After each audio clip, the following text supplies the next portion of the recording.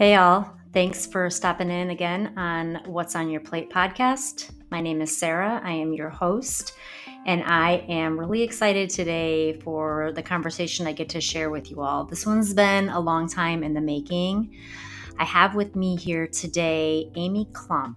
She is a holistic wellness and gut health specialist, master herbalist.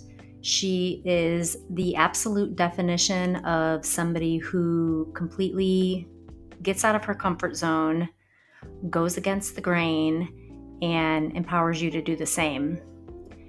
I'm really just thrilled with all the golden nuggets and gems that are dropped throughout this conversation, and I hope you love it as much as I did. Let's dig in.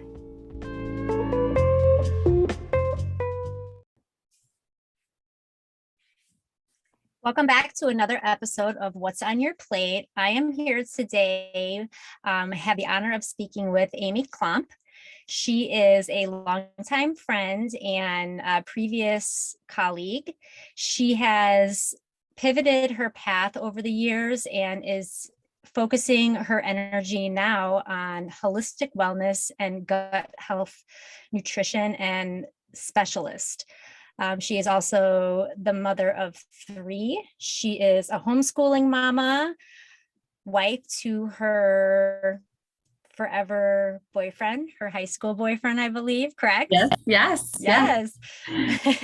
So Amy wears many hats. I've literally just scratched the surface on just who she is as a human. So I just want to kind of dive into the conversations today and get going with allowing her to share with everybody today just the awesomeness that she brings to the world. Welcome, Amy.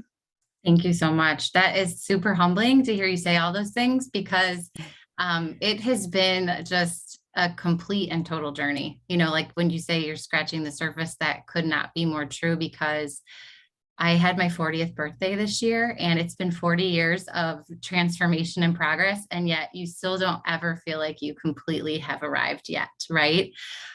So it's been quite a ride. That's for sure. Yeah. I don't know that we're ever supposed to feel like we've arrived, not at least in this life, in my opinion. I feel like it's just a constant journey and evolution and growth process. 100%. I couldn't agree with you more. I know for me, it's been one of those things where organically, I think that's one of the things I've reflected on a lot. I would say, especially with this year being my big 40 birthday, is, you know, where you were and where you've come. That has been super humbling. This year, just being surrounded by a lot of the people that I love and care about, and just hearing them say different things, it has been like just reflective, right? To look back and see what things look like and where I am. And it can be really, really humbling. And it can be really, you know, scary in the process. But like you said, like giving yourself the freedom to feel like you are constantly in that state of growth. And that realization that it doesn't have to look a certain way. I think that has been one of the biggest things for me, walking through, I would say the last like 6 years of my life has been when a majority of the change has happened. I would say before that, a lot of things shape you, you know, and prepare you for the change that you're getting ready to go through. And you look back at those things and at the time you're like, what in the absolute world is going on? You know, why is this happening? And then when you get to what I like to call like the other side of it, you can look back and you can literally pinpoint and say, oh yeah, so that's why that had to happen, you know, and it becomes very enlightening to see how that happens and how that works. So for sure. Yeah, for sure. It's never easy to understand when you're in the thick of it all, why this is supposed to make sense later at some points. Right. Because it just feels like you're doing everything wrong in the moment, but really it's something you need to learn from. Right. Well, and those words that you said, like you feel like you're doing something wrong, like that has always been a trigger for me. I think that is, if I want to be completely transparent, like the epitome of what has transformed me walking through is the feeling like you're doing something wrong. I grew up in a very conservative family. I had 5 siblings. Well, there was 5 of us. I was the 4 of 5. And growing up in a conservative household, it was always worried, like, how do things look? How do things appear, in a conservative, like reformed church background. And not having that freedom to ever really be yourself. And not that there's not love, or there's not structure, there's not that loving environment, but so many people are taught at such a young age that they have to look a certain way and that they have to fit into a certain stereotype or a certain box, that it's really hard to break those down. And people always say, kids are resilient. Yet there's a lot of us that are adults now who are looking back at our childhood and we're like, I mean, there were some things that definitely shaped me, growing up in breaking down those barriers of what I thought that I was supposed to be for everybody else, instead of focusing on who I was supposed to be for myself and what my actual purpose was on this world, in this earth. So that's a very deep topic. Yeah. And you know what? I feel like it's so like on point. I feel like you're just in my head when you just said that, because it's a lot of what I can relate to. And I feel like so much of our stress in life comes from what we think we're supposed to be doing, what we think things are supposed to look like, or the picture in our head of what ideal is. And it's all just ingrained by our upbringing. Most of it, I feel like it's not really anything we believe ourselves. We've been programmed or taught to believe those things, but it might not be our truth. Correct. 100%. And that's one of the things too, like, I really find that it's almost, and you've kind of followed me a little bit in my journey and what I do. And it's like that people pleasing mentality of kind of going along with the things, even if it doesn't bring that healthy lifestyle for you, Right. Being able to like let it all fall away and walk in your truth and your true self and what you were put here to do. That is when you get that freedom and that ability to just live, and do it your way and do it the way you were created to do. I have to say, for me, that I'm a woman of faith, and everybody has their different beliefs, whether it's, more spiritual or however that goes. And I'm not here to tell anyone how or what they should believe. But for me, it's, I believe in Jesus Christ, and that's my faith walk. And I know even in that, there are so many different belief processes and things that people almost guilt, right? You're supposed to live a certain way. You're supposed to be this perfect person. You're supposed to have this specific lifestyle, and this is what it's supposed to look like. And you do things. So for me, my people pleasing mentality was based on almost like a guilt and shame of like, this is what you're supposed to do. You're supposed to be this, good person, even if it means that you're unhealthy yourself, and I don't know that I was ever, that's not something that they ever really come out to say to you, right? Like, but it's the influence of the surroundings, not even necessarily in my family, but like of the community that we grew up in, that was a very close knit and almost suffocating atmosphere, and it honestly, for me, it wasn't until I got older and I started to see how things unraveled in my life that I could really pick out how unhealthy that was for me. And if I really went to what I believe and what scripture says and what I'm called to do in this life, that it's not about guilt and shame at all. And we don't have to do those things in order to be able to, I guess, meet the mark. Does that make sense? Like, it's breaking down all those stereotypes and those things where I stayed there for such a long time. And then I was able to take that lid off. And then it's when everything started to make sense. Even my faith that I thought I knew for, however many years ahead of that, it wasn't actually it wasn't living. It wasn't an active faith because it was so suffocated down by the things I believed I was supposed to be doing, so there's so much there, you know what I mean? So it's so intriguing, everything that you're sharing. And it makes a lot of sense. Take us back to where that all actually began for you, and the struggle that you were feeling in your life, and when you knew that you needed a change, and how that change evolved into who you are today and the amazing services that you offer now. So I think really honestly, like I was saying to you when we were talking, it's so hard to put everything into like a short period of time, in a little conversation. But what I will say is, starting back from when I was younger, most of the reason why I got into the holistic health community is because I needed a change for myself, as we just talked about. After I had my son Cohen, who is now 7, I went through a really huge period of anxiety and depression. I don't know if I would say that it was like postpartum, but there was definitely something that just triggered after I had my son. He was a surprise. He was one of the best surprises ever in my life. But as I said before, being someone who felt that I had to meet certain marks, everything in my life before Cohen was pretty planned, as much as I could control planned, they were. I was a very type A personality. When I was younger, I did all the things. I wasn't a rebellious teenager. I didn't do all the promiscuous things. My husband, CJ, is my one and only. A lot of people find that to be completely like, oh my word, are you serious? But yes, it is. And we're happily married for 20 years. It's just, I love him so much. We have just an incredible time with each other. But I think what happened was, if I really look back, a lot of that anxiety and stuff, it followed me my entire life. When I was young, I had a sick mother or sick father, which followed me into my teenage years, into my early 20s. And then I had this little, period during college when I was on antidepressants, and I was having issues with my stomach and gastrointestinal. I didn't know what that was about. And I didn't really like call it anxiety. It was just, just stress, planning a wedding, finish up dental hygiene school, being on the dean's list, doing all those things.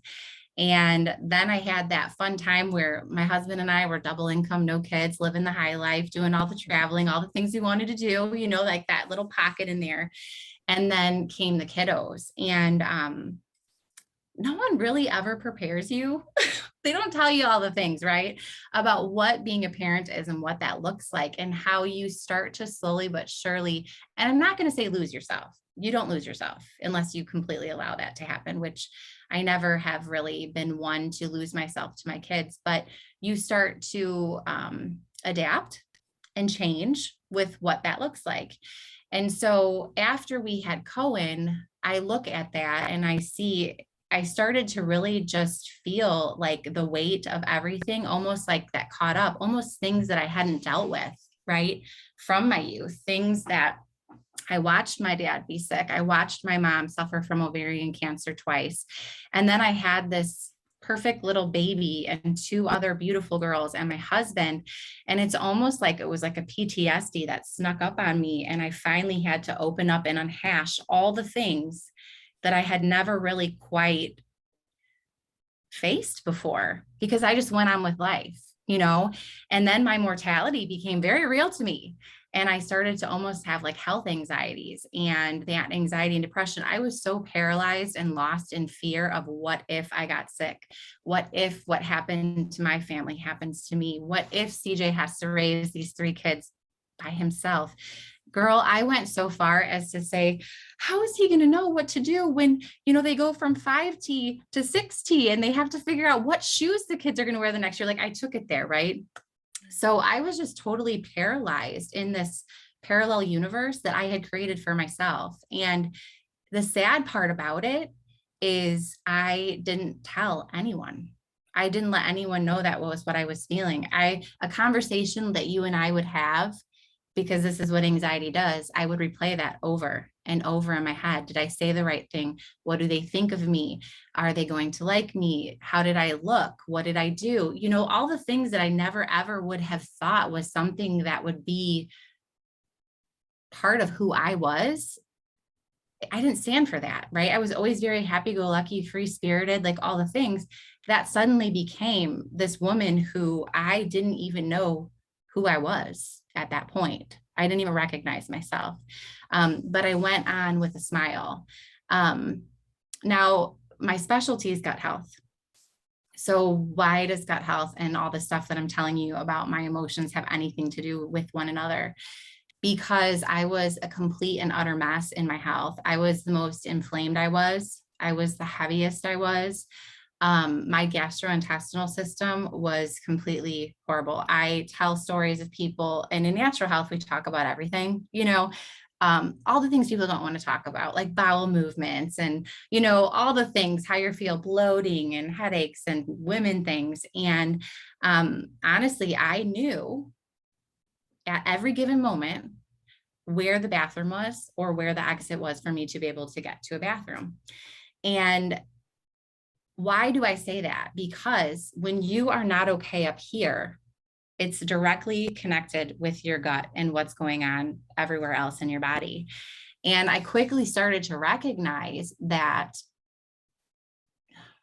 anxiety and depression is it's such a hard thing. It's such a beast. It's so many people have it in so many different ways. But for me, that was a hiccup because I never slowed down. I never dealt with the things that I needed to deal with. And had I focused on my mental health, I probably would have not had those issues that I had with my entire system and my gut health and my inflammation and my weight and all those things that came along with it, right? So mental health and gut health to me is we have to take a minute and step back and slow down and look at, for me, it was an overburdened life. I can completely 100% hands down say I inflicted myself with a lot of what I was going through just because I wasn't willing to stop, to slow down, to invest in myself, and to do the things that I needed to do to get where I am today. And I was at a turning point. I had to make a choice, or there was like nowhere further I could go down. I was at my rock bottom at that point. So that turned into me doing a lot of research and doing a lot of advocating for myself. And I always say, like, I'm a constant student. Like, I learn and learn, just like the conversation that we had the other day. Like, I'm all about learning and advocating and growing and moving forward and helping other people feel empowered in that same way so that they don't have to keep their game face on and they can take it off and then they can start really living life and doing it. And knowing that they have the opportunity to, get through those things, and that's not how it has to look forever. So that's a lot. But that's kind of where that all stemmed from for me, is really an overburdened lifestyle. And that goes back to what we talked about, like fitting in that box. Like, what is the world telling us that we have to do? We have to do all the things, we have to be able to be always on. And there's so many outside things, including our communities, that create some of that for us, and being willing to go against the grain and say, no, I'm not going to do that. I'm going to slow down and this is going to look different. That is a very intimidating thing to do, to step outside of what everyone else is doing and kind of go against the grain.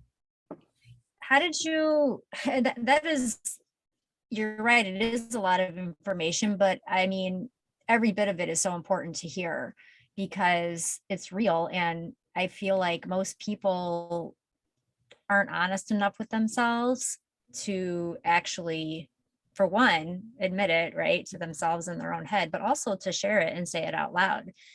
Because then you're stepping, of course, into this whole other potential window of judgment from other people.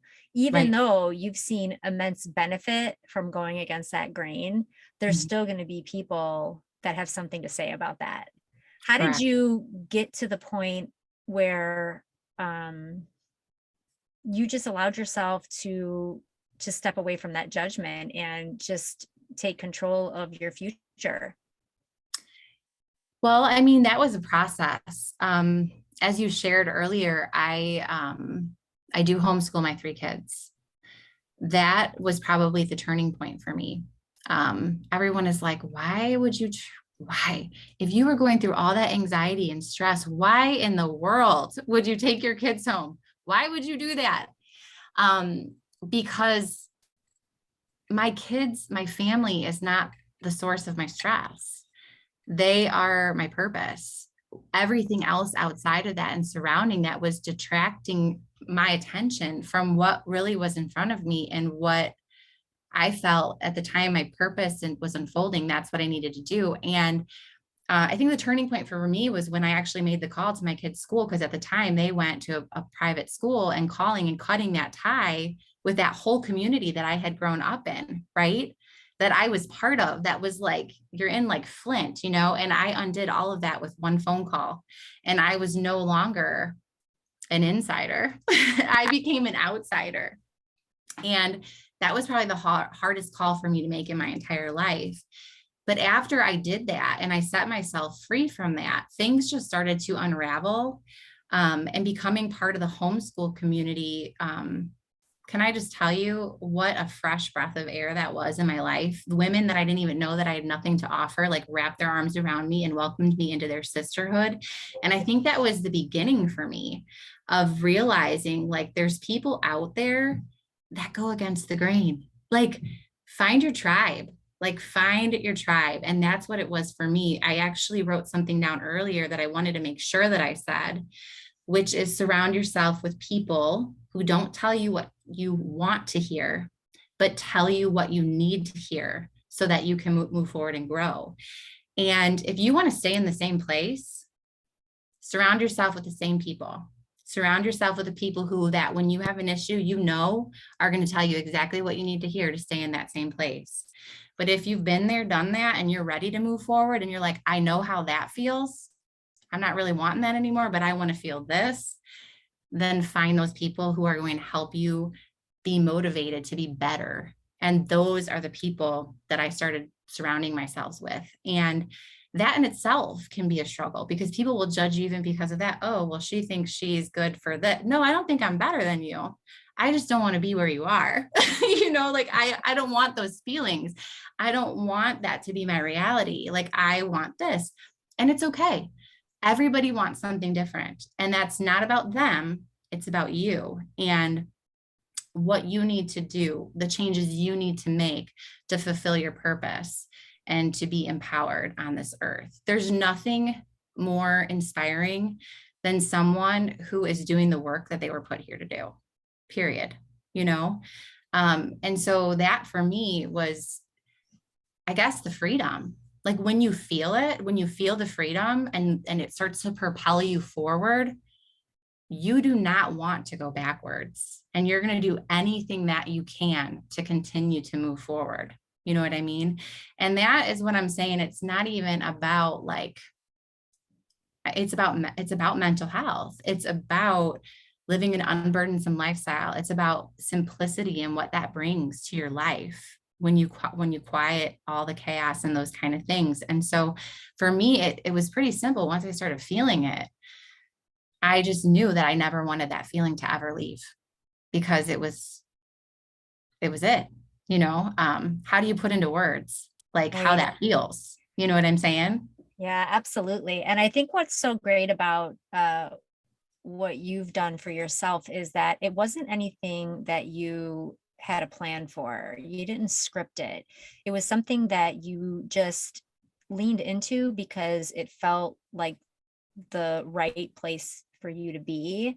Yeah. And then you just opened your arms wider to just step into every layer of abundance that it had to offer. And because of that, you've completely just transformed yourself and your family. Yeah. Because I imagine that they were suffering along with you. Oh, for sure. Absolutely. For sure. I look back at that time and I can't get that time back. I can't. I won't ever get that time back. But what that time gave me now is what we have right now. And I have to look at it that way because what I went through then was necessary. And that's the thing, like everybody thinks like it's always going to be unicorn and rainbows. It's not. Like to get to where you want to be, you're going to have to go through the hard stuff. One of my mentors and coaches that I work with always says there's only one way to get through it, and that's through it.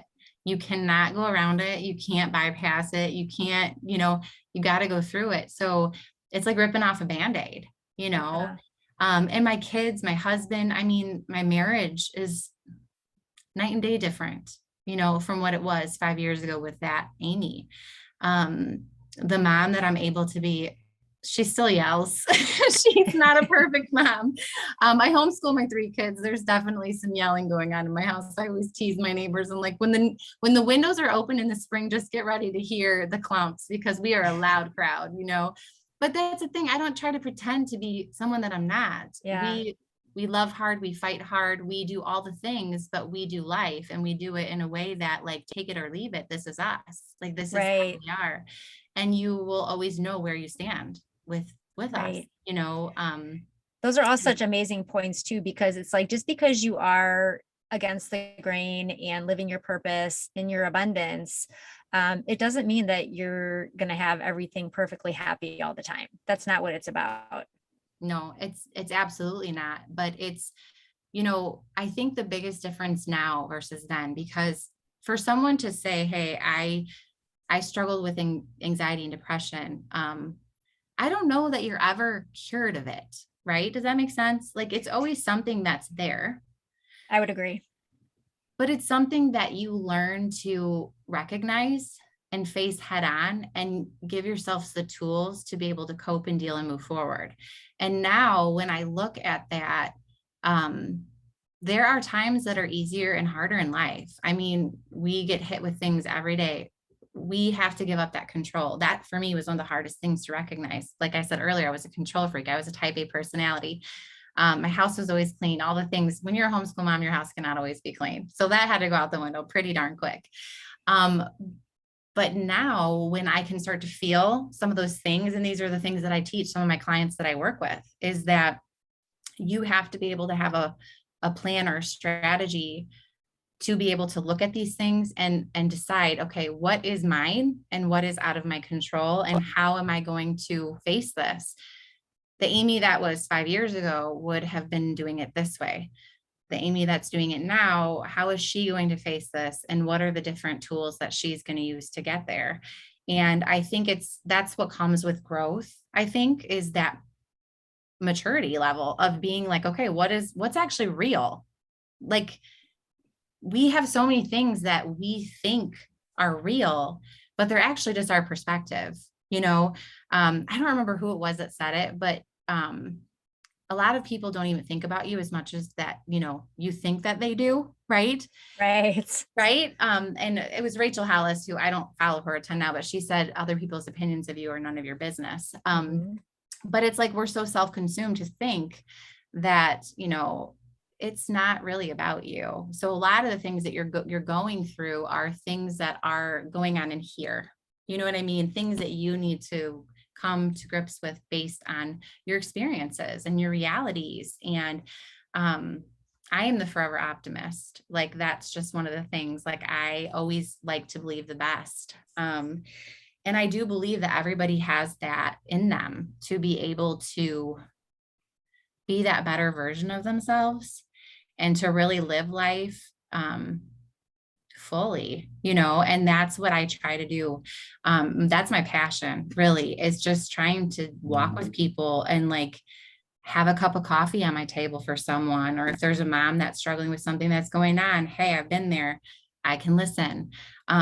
There is such a lack of like empathy and sympathy to get to know someone else and what they're experiencing and what they're going through, because there's so many preconceived notions and like grouping of people. And like, I just believe in the bigger good of like showing love and getting to know someone and seeing what brought them to where they are.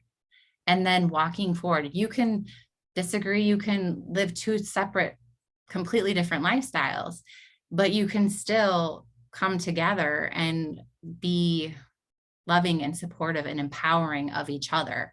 And that's my mission. You know, I want people to feel loved and I want them to feel belonging. And I don't want them to feel shame or that they have to stay in a certain place. You know, that is just so compelling to me because someone took a chance on me when I was in that place.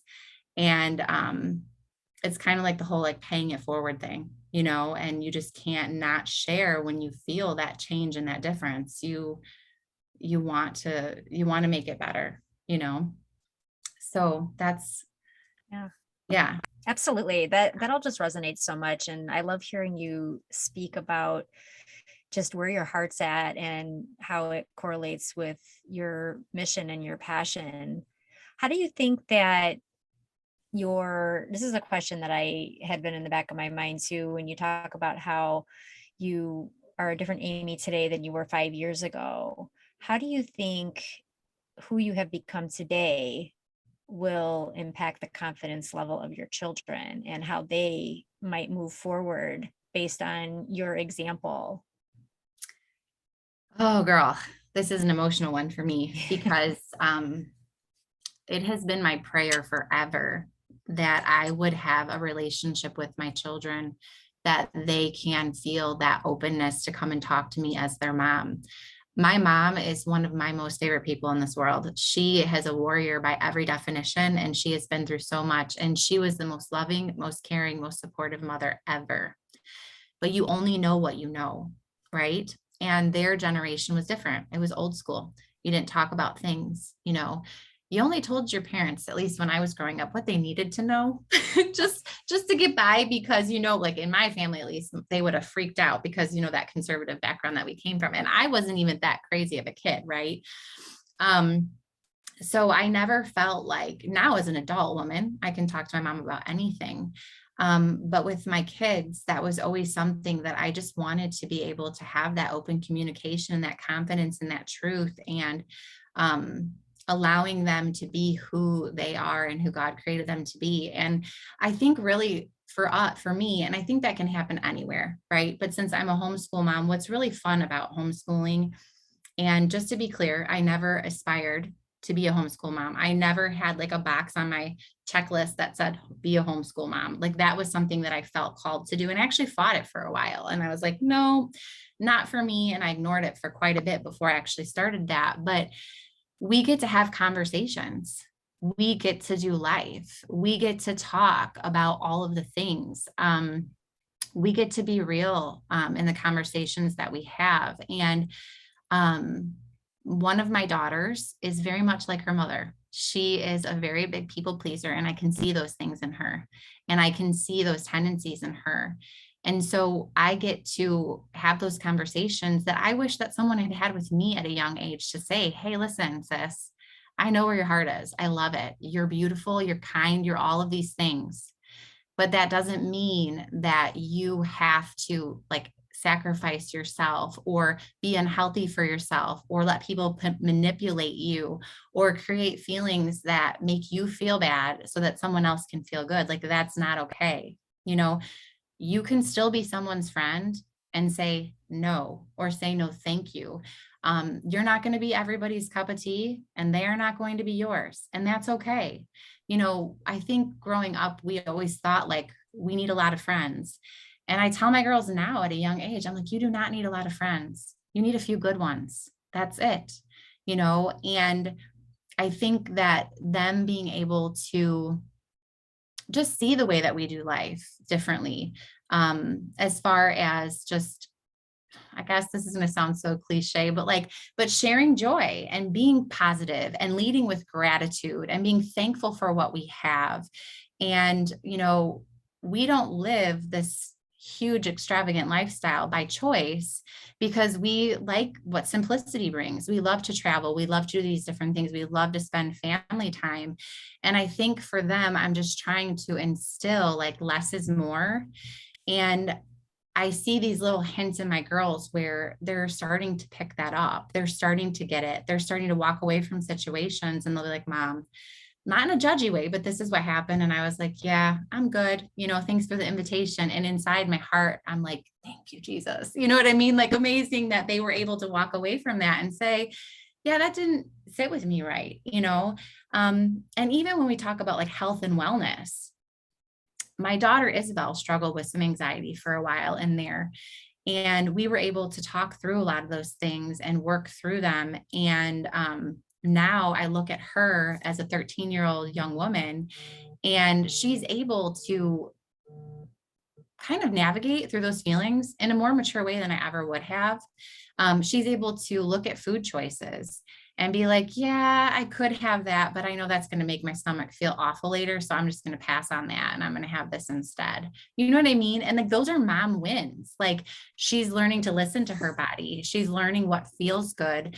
And I am so thrilled about that, because that's hope that we get to change generationally. Things don't have to stay the same forever. You know, you hear about like generational, I guess I'll call it generational sin. I use that word loosely. I don't, you know what I'm saying? But generational influences where like families just continue to repeat the same things over and over and over again.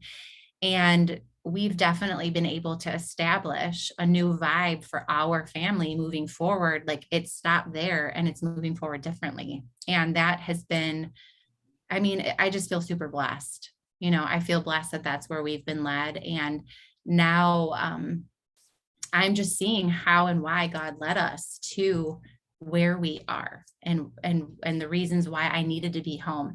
I haven't shared this openly on social media or with a lot of people. But my son Cohen just recently got a diagnosis. And I know now that was the main reason why, probably, you know, we talked about the meanwhile, I got called to this for the beginning, for the purpose. Like, now I'm seeing, okay, now it's full circle. I know why 5 years ago I was called to do this, because this is what my son needed from me at this point in time. And now I'm able to do those things, because had I been faced with this then, and I hadn't chosen to be a homeschool mom, can you imagine how overwhelming all of that would have been at once, especially for a type A mom? So it's just fun to see that now. I can find joy in that and see, oh yeah, that's why that happened. Yeah, You know, that's that notion so, that everything hard that you're going through is to prepare you for what's to come. absolutely. It, you know, that strength you need. I've heard someone compare it to like climbing a mountain. Like, you have to keep climbing. You can't get the strength that you need to get to the top without like the climb, right? Like, that's how it works, you know? But so many of us want to just go to the part that feels good. And it just doesn't work that way, you know? For sure. So yeah, it's been, like I said, it's been quite a blessing. Everyone asks us, so when are you going to quit homeschooling? You know, are you still going to do that homeschooling thing when you get to high school? And I always say, you know, I just follow what God's lead, what he has for us every single year. I pray about it and I pray through it, and we reassess as a family. And, the longer I do it, the longer I'm like, okay, we're going to do this, you know. And Isabel's going into high school next year. Well, this coming year, she'll be in 8th grade, but the year after, she'll be in high school. And we're seriously contemplating homeschooling through high school, which is something I wanted to homeschool till they were in 5th grade. We're past that. Yeah. So it's been really fun. It's been really fun. I'm glad that that's been a good journey for you. And just everything that you're able to accomplish in addition to taking on such a huge responsibility is just super inspiring, and just leaves me in awe all the time, because I truly I have one and you have three, and I just don't even know how you juggle all that. I'm going to be a fly on your wall someday in the future and just get a view of how that actually works in real life. But I'm just always amazed by everything that you're progressing towards and everything that you've already accomplished, and how you discovered the connection between mental health and gut health, and how you really took control of your own body in that regard, and then felt so inspired to educate yourself in a way that then you could help other people.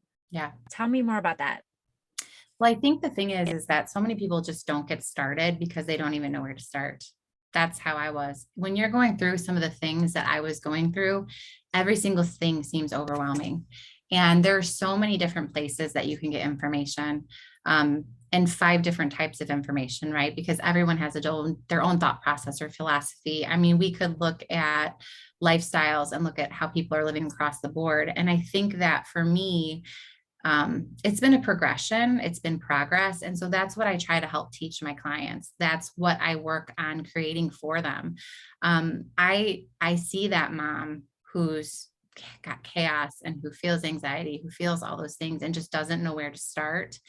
And I want to give her that hand reach out and be like, okay, you don't have to do it all in one day. My journey did not happen in one day. In fact, my journey's still going, but you can start small. And we look for, my quote is progress over perfection. That's what we're looking for.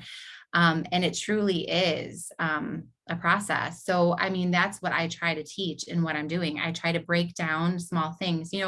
Gut health overall is also something that happens over time. So many of us have had so many things that have happened to us. And that comes into mental health and gut health too. Experiences, things that we've had to deal with, stressors that come to us on a daily basis. And then we add in all those pillars of health, hydration, sleep, meditation, food, movement, all of that stuff. And people are like, oh my goodness, where do I start? And I like to take it to the basics and almost like a one-on-one, like a 101 one-on-one. So back to the basics, one-on-one. I think personal relationship and creating a safe space where people can do the things and be honest and be open with themselves and with someone else to help keep them accountable. That's where I think accountability and having someone to walk with can be such a huge deal. And I want to create that space for them where they can learn a little bit at a time, and they can see small successes and small wins along the way, because it doesn't happen overnight. It's just seeing so many people throw in the towel right away. And there's so much of that mentality of like, do this and you'll see these results, and this is more of a lifestyle. It's something that we're teaching to go back to the basics, and it's a practice, and so I think that is the biggest thing for me, is just really keeping it simple, and moving forward in that. And I do try to, in the services that I do, really try to have that one-on-one personal relationship, to a fault sometimes. That's very important to me. I want people to feel like they have someone in their corner. That's a very big deal. I do a lot of things with my clients, as far as like, I just started a new program that I'm super excited about. It's called the 30-day Jumpstart, where we dive into a lot of those things. We start focusing on what would it be like if you never had to have a day one again, where you had to keep starting over every time you fail, you start over again. And we start looking at what are the habits that are keeping us hung up. Mindset so much is such a huge component, like we talked about, in where you're going. And sometimes people just need to focus on their mindset first, where they are, why are they there, where do they want to be, what's working, what's not working, what do we have to change so that we can prepare ourselves for the journey that's in front of us. Because so many people skip over the mindset part and then wonder, why do I keep failing on my journey? Because it starts here, and then it starts to work itself through everywhere else. And so when we get little wins, when we start to feel heard, when we start to feel healthy, when we start to see those things, it propels us in wanting to continue to move forward. And it just unfolds. And then it becomes this just amazing thing when it's unraveled. You know what I mean? So that's such an amazing description of getting started, essentially, and not feeling overwhelmed, because you're so right. Like, so many of us just have that analysis paralysis of, there's so much to do and then we just do nothing.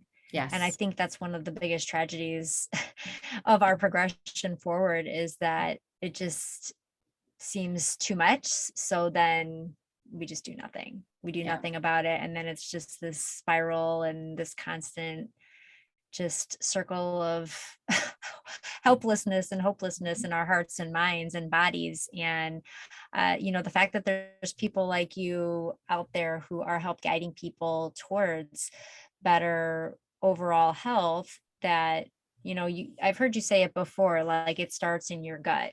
Mm-hmm. And to have that understanding and to gain that knowledge, that really so much life will happen for you if you just start taking control of your gut health. Yeah. because it so directly feeds into your mental health. And then of course, just everything else as well. Yeah. I mean, what we feed our body, we become, our body recreates itself, our cells reproduce. I think it's every 34 days. And that's what you are what you eat, literally. But even just the way the things that we put in influence how our systems work and how they're able to function. And, we try to separate the body. I mean, you and I know each other from dentistry, right? From way back when in our youthful days. And they always try to separate the mouth from the rest of the body. It just can't. And the It's more maddening. the more you learn about how much every single component of the body depends on the other to be working properly. Disease and illness. I mean, I do believe food heals, and I know that you're there too. And I think there's so many things that we can do for ourselves, outside of the box thinking, that can just have such a huge impact. And it's starting small and then continuing to challenge yourself to just incorporate a little bit by a little bit. And then it becomes just this amazing thing. And I think too, like what you were saying as well, like, getting stuck in our own heads and stopping. That's why, like I said, it's very important to choose the people at your table and to choose them wisely. You want to be with those people who are going to cheer you on. It's like running. You need those cheerleaders at the side to help you get to, the mile you're looking to get to. And I feel that with my soul. If I did not have people that lovingly I was able to receive from, you can't receive from everybody. You know that. I know that. There's going to be people in your life. They might tell you exactly the truth.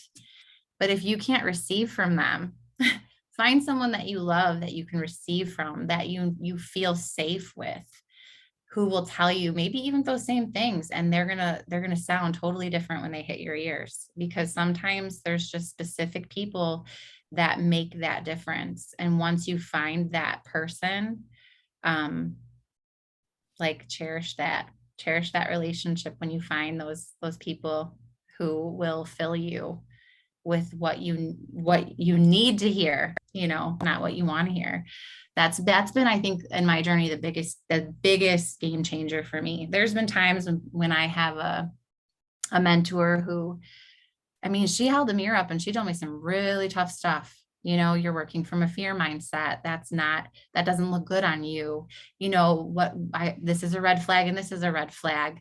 Maybe consider these things. And I cried about it a little bit because it was so true. Like, it cut me because it was true and I knew it about myself. And then I pulled up my sleeves and I started doing the work, because I didn't want to go back there. I'd been there before. I didn't want to be fearful anymore. I didn't want to sound like someone who was victimized anymore. I wanted to choose to move forward. And we get to choose. If people are stuck, they're keeping themselves there. Everybody has the ability to grow and move forward, but they have to want it for themselves. And then they need to find the people who are going to cheer them on when they start to fall back into their bad habits. Because we all got them, myself included. And I still have my mentors cheering me on. Amy, can I just tell you, I'm just so damn proud of you. I mean, literally, everything that you're describing is just, I feel like, true for everybody. And I just remain in awe that you've taken such control of your own life in a way that is authentic. And it's just so inspiring. Part of your journey, I know, in this gut health journey, we haven't really touched on it too much yet, but you often call yourself an herb slinger.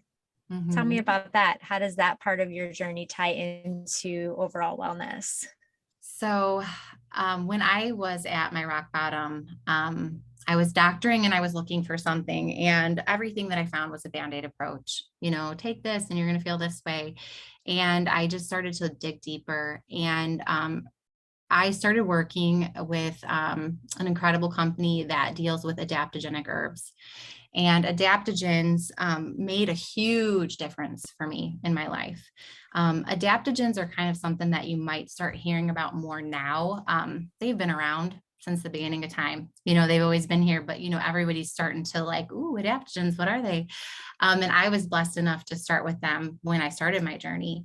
But they really help to bring focus and balance. And I know balance is a word that can be used kind of loosely, but kind of evening the scales, you know, when there's systems that aren't running the way that they should, they start to help bring all of the systems a go and start to kind of make it a level playing field so our body can run the way that it was created and designed to work. And adaptogens help me so much within my anxiety and depression journey that I got so I was like, oh my goodness, everybody needs to know about these. No one knows about adaptogens. No one knows about Ayurvedic medicine and the way that herbs can synergistically work together, so much so that I went back to school and I got my degree as a Master Herbalist from the School of Trinity of Natural Health. And although I am still a work in progress and learning at the tip of the iceberg of herbs, I mean, there are so many and so many things. I really believe in the power of lifestyle first, right? We've talked about there's no magic pill out there. You're not just going to take a capsule and your life is going to be perfect. And that's the difference between what I believe in is I teach a whole body approach. Like I said, the pillars of health, sleep, movement, water, hydration, all the things, along with good diet and filling in those gaps nutritionally. I feel that there's a huge place for that. And that's a whole nother podcast story of just foods and the qualities and what we're actually getting and how our bodies are bogged down and congested and not able to absorb things the way that they were created to absorb them, that really knowing what you're putting into your body and how it can support you and serve you as you're working on yourself is huge. And so herbs, I always say, you know, I love my herbs. Every time I go around, I've got them in my cup. I drink my herbs. I make salves with my herbs. My kids take my herbs. My husband takes my herbs. My whole family. And it has made such a positive impact. Honestly, it's crazy. I was just talking with someone about this the other day, and I do ionic foot detoxes in my house, which are a way for you to purge toxins out of the body and open up the elimination pathways and reduce inflammation and congestion throughout the body. And I was doing one with a woman, and we were just talking about my history and my journey, where I come from, and how long it's been since anyone in my family has been on an antibiotic. I can't even tell you the last time. I mean, we go to the doctor if someone cuts a finger off, you know, and not that I'm encouraging that. I'm just saying, like, it's amazing what health looks like when you're practicing those things, and how far I've come from where I started with that inflammation. And I was always sick with a chest cold, always, you know, a pain somewhere when I would in dentistry, you know, when you would be coughing constantly under your mask and you couldn't stop. You can't do that nowadays. That doesn't fly in the dental office, you know? So it was just, it's amazing. So I really believe in just balance with our lifestyle, and then also being able to fill in those gaps, and just knowing what you're putting into your body is huge.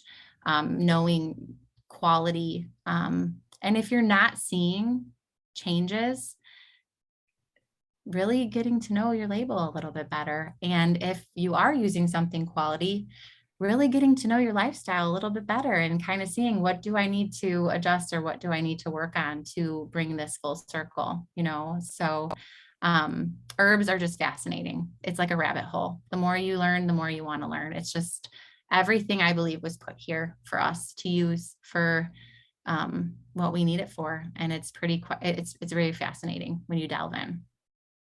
Yeah, that is so interesting. I think obviously more and more holistic type of approaches to our wellness is becoming more mainstream all the time. Everything from, you know, be it plant-based eating to herbal remedies to different ways to achieve healing with mental wellness.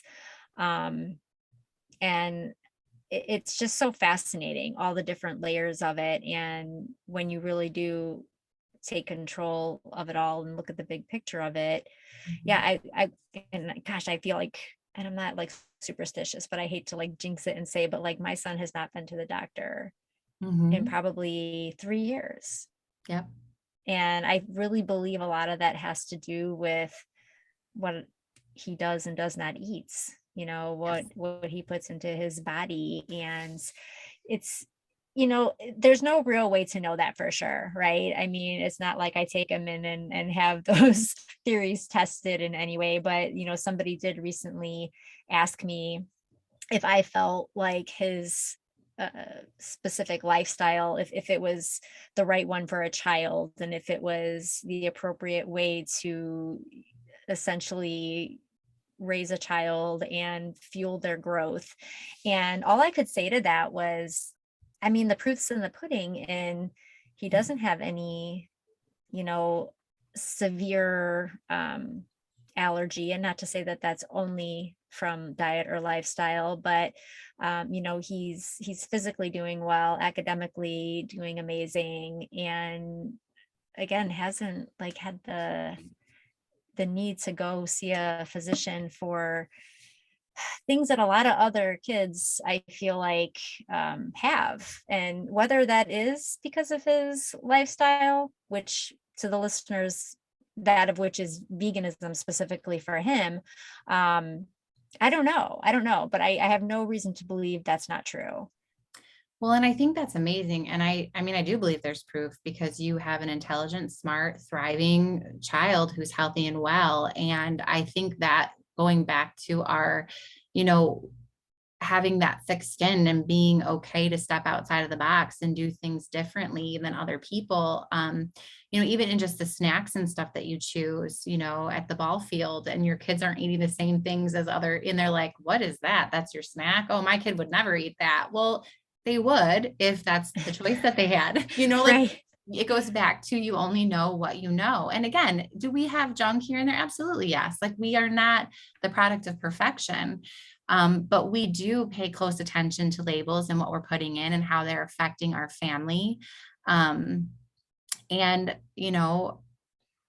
I really feel like you can either invest now or invest later, right? In your health. I Yes, I mean, agree. one way or another, it's going to come full circle. And I just pray that the good habits that we try, you can only do your best. That's it. And if you have done your best, then, you can't ever look back and be like, well, you know what I mean? So I just feel like putting your best foot forward. We get one life to live. And for everybody that looks different, For and sure. no judgments, judgment-free zone. But I think that's key, allowing people to be out of the box without judgments. For If sure. that's what feels comfortable for you and your family, what might work for you. I know I have a friend who, Cohen has a lot of sensory things, and there's certain textures and foods that he can't eat. And I know we had a situation once where a friend was very specific about the type of bread that my kid was eating because he wouldn't eat the one that they had because it had seeds and those different things. And I was like, listen, I looked at the label. I know it's not perfect. I did my best choice as his mother to make it be something that he would also eat, yet wasn't horrible. And sometimes you have to make those decisions as a parent. But that comes to where like walking in someone else's shoes and understanding where they're at, and maybe they're fighting their battle in a different place. That is a little bit more important than whether the bread has seeds. You know what I mean? Right. I So think you yeah. make a good point with that too, though. I mean, everything, that we're talking about with health and wellness also needs to come with a level of compassion and Amen. just Yep. empathy for other people, because we are all walking a different path. And even with those better choices that we all are trying to make, sometimes you just have to do the best you can and fight your battles. And if my kid's not going to eat the seedy bread, well, he's still going to eat something. So here's the other bread. And that's totally cool. I Yeah. can remember this conversation back when my son was a baby, and the discussion of nursing versus bottle feeding formula came up, and it's like there's this battle of what's better, and not just with that specific topic, but just in general, people, standing so firm with their side of the belief versus the other side of the belief, and both sides think the other one's wrong. But really, at the end of the day, and I'm just using this one as an example, as long as your kid is eating and your baby is thriving and growing and pooping and peeing and all the things, like Mhm. just stop Yep. trying to micromanage that. Everybody's journey and choices is different with that, and for different reasons, and same with Yeah. anything else, bread choices or Yes. wellness paths. Yep. 100%. That is exactly it. And you have to meet people where they are. And take it or leave it, right? Kind of. It's just one of those things where you do what works for you within your reality. And you have to understand that your reality looks totally different. I talk about that with mental health sometimes too, right? Like my friends, some of them will say to me, I don't know how you do what you do. Well, my reality is different than your reality. My ability to deal with stress is different than other people's ability to deal with stress. Things I say no to or I say yes to are different than other people because I'm prioritizing based on my reality, Right. so even just giving each other grace in that, what might be important to one and what might be a definite yes to someone else might be a definite no. And that is I love when people know that. I know like those women who are confident and be like, oh yeah, I know that is not for me. Awesome. You know what I mean? I just think that's amazing to know and to stand in your truth and be confident in it because so many people are so wishy-washy because they're afraid of what people think that they're never really doing what's right for them, and Yeah, that's a stuck mindset, you know, it's a stuck mindset. that is so accurate, and I can't even tell you how much that just resonates with me, all of this. um tell me tell me what's next for you. Where do you see yourself going on your journey? Oh my goodness. This year has been very humbling because as my journey unfolds, I am realizing that I am being called in my home. There's a lot of changes that have happened. And I am just so content. This is going to sound so crazy in being a wife and being a mom and being like who I need to be for them first, which has been completely transformational for me. I never thought that being a mom and being a wife and having dinner on the table when my husband get home, like people are like, what? Who does that? Like, it's kind of like more of a woman's world. Like women are trying to like sometimes steer away from that. And again, no judgments. Um, but I'm finding that that's where my heart is, that is that simplicity and that peace that brings me that joy in my family.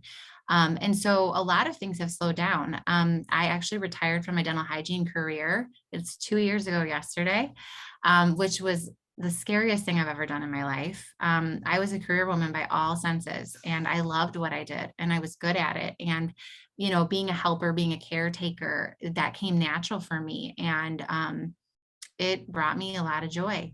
So walking away, stepping away was very nerve wracking because I loved the office that I was with.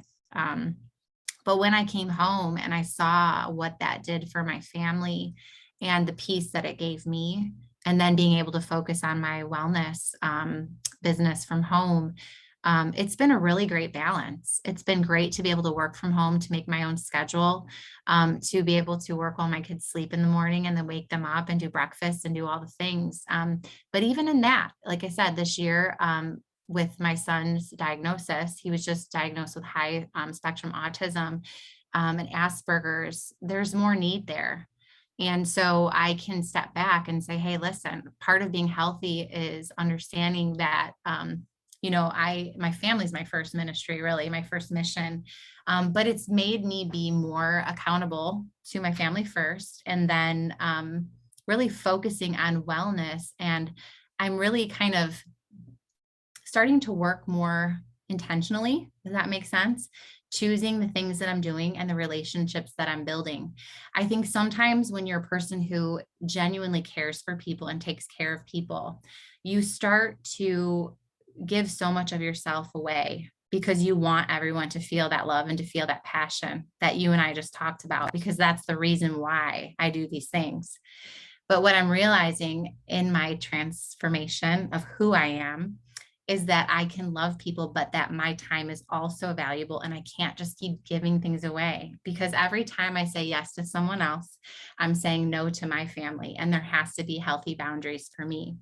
So I'm very excited because I'm developing new ways of working with people one-on-one, making it very intimate, very strategic, and doing a lot more coaching with people and helping them reach their goal. I'm looking for those one-on-one relationships. I want people to have good experiences with me, and I want them then to refer the people that they love and care about, because those are the relationships that I'm looking for. People who are ready to make changes, people who are looking for someone that's going to tell them the things that maybe they need to hear, not that they don't want to hear.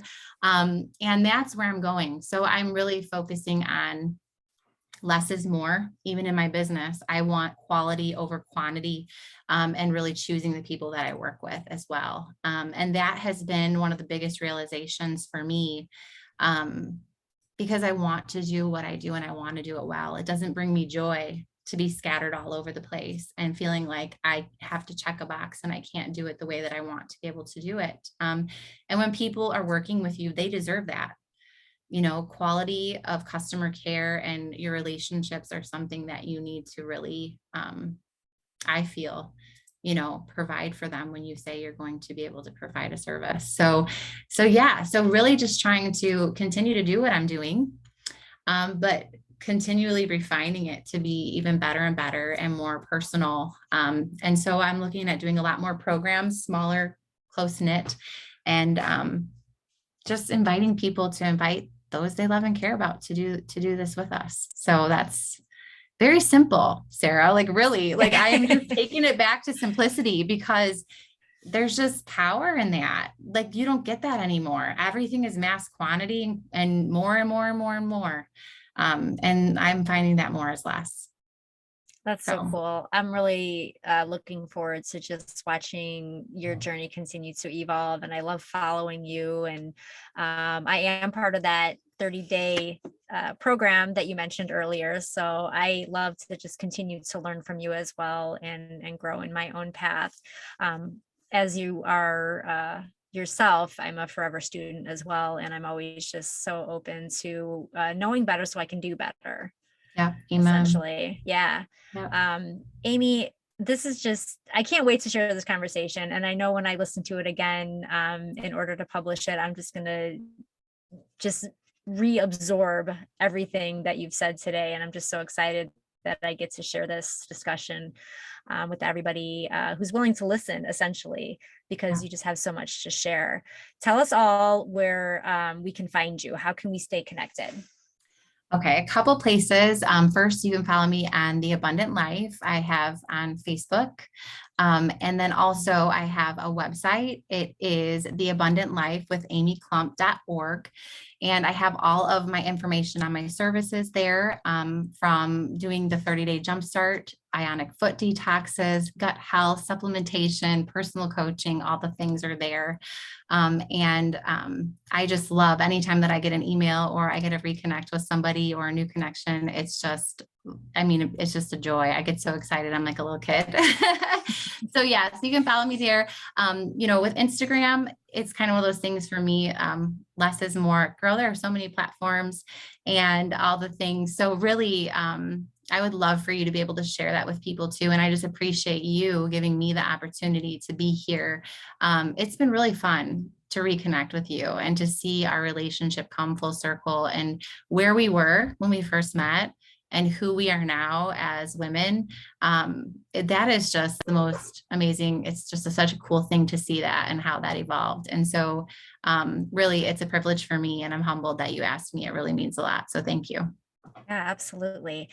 I just have one more question for you that last comment sort of sparks in my mind is when you're talking about how who you were 20 years ago, looking back on that path, what would you say to your 20-year ago self?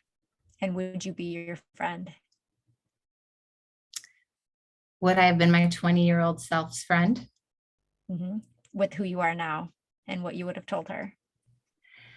Oh my goodness. I mean, honestly, I think that that's just such a deep question. It really is. But I really would just tell her to be confident and to find your courage. That I wish that she could see what other people see in her and to not ever stop. Like, just let your light keep shining, keep digging deeper, keep moving forward.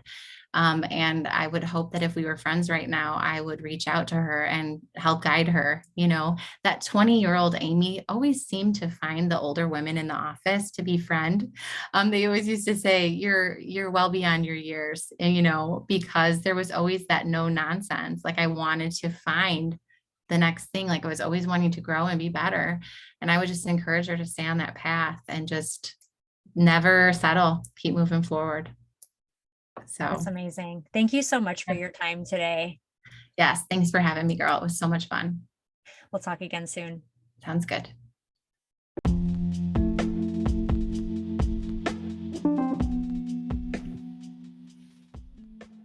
I feel so lucky. I feel so privileged that I get to not only have these conversations, but then share them with you all so that you may also benefit from just the transparency, the knowledge, the vulnerability of these amazing people that continue to grace this platform.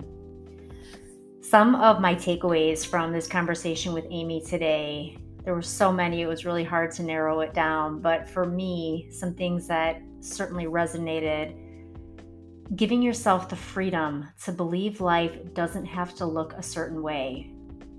That's so powerful. We're all so worried about what other people think all the time and being judged and concerned about not fitting in.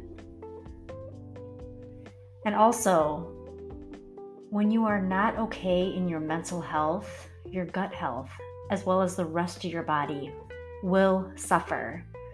There is so much research on this topic, and it continues to expand more and more about we are one system. Everything is connected. We're not separate entities, so we shouldn't be treating ourselves as such. Stop fitting in the box. Stop trying to put walls around yourself. Stop being always on and always available. That was so powerful for me to hear. Lastly, if you want to stay in the same place, continue to surround yourself with the same people who tell you what you want to hear instead of what you need to hear. That's powerful, you guys. Find your tribe. Surround yourself with people who want to cheer you on and not just continue to make you feel like it's okay to just be stuck in the same place that you are. I hope that you took so much out of this conversation, and I hope that if you loved it, you will share it. We would love to hear your feedback on what spoke to you in this episode. Your continued support with telling other people about this platform and this space is part of what continues to allow it to be present and to exist. So please share this far and wide. We love you so much. I love showing up here for you every week, and I will continue to do so as long as you love it too. Have a great day, all.